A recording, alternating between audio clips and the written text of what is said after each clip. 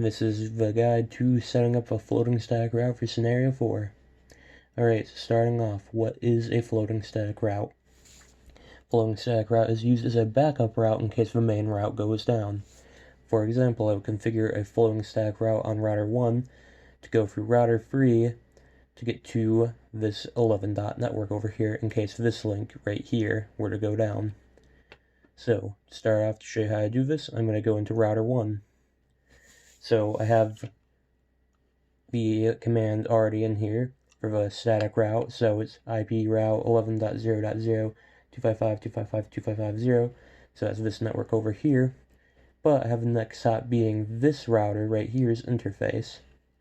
Now, in order to make it a floating static route instead of a primary static route, what we have to do is change the administrative distance. What is the administrative distance? It is essentially the cost of a route, or its reliability in enough terms. So each routing protocol has its own administrative distance associated with it. Here is a little table of it, just so you can see. So directly connected routes have no administrative distance. Static routes have 1, EIGRP 90, OSPF 110, RIP 120, external EIGRP 170, and unknown 255. There are other types of routing protocols, but these are the main ones for internal networking typically. So, knowing that, we know that static route by default has 1, but we want to make this the backup route, so we need to have it have more administrative distance than that static route. So I'm going to give it an administrative distance here at the end of 30. So I just have that floating static route to the 11 dot network, even though, just in case this link here goes down. Now, we're going to view the routing table real quick.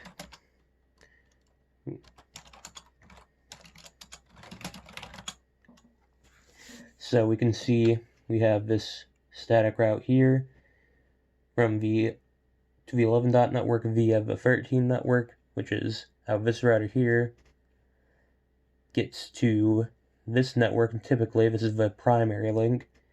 And then we also have this static route here, which is to the 12 dot network via 14.0.02, which is this network here.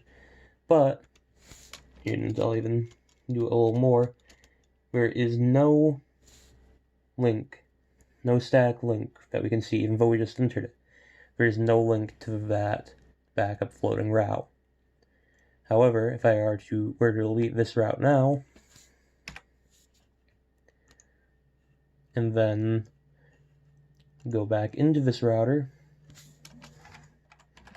do the show IP route again,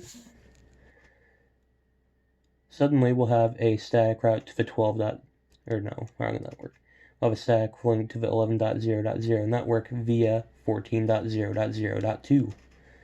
So, even though this link just went down, we can still reach this network, which is handy to have, because you want redundancy in a network always. It'd be bad if your network were to go down and there'd be no redundancy, because it would lead to severe downtime. Alright, that's the guide to setting up floating static routes. See you next time.